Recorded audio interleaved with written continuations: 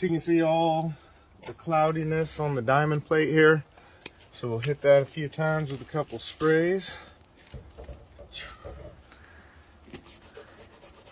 Just massage that in.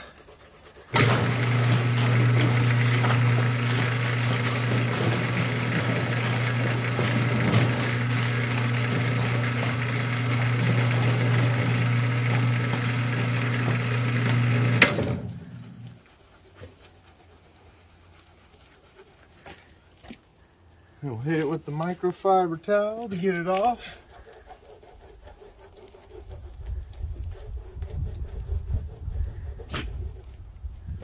Oh yeah. You can see it went from white. Now we got a nice finish there.